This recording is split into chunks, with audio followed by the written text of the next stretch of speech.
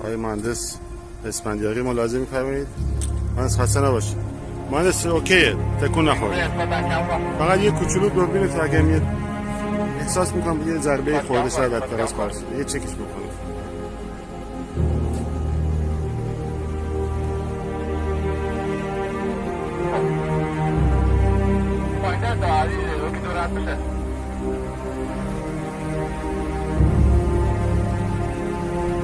آقا علی ملاحظه می‌فرمایید در حال مشخص کردن وضعیت موجود طول 33 متری و در محل جناهای شابلان F5 دست نباشید میگیریم بچه های زمین توش شرکت داوود کارمان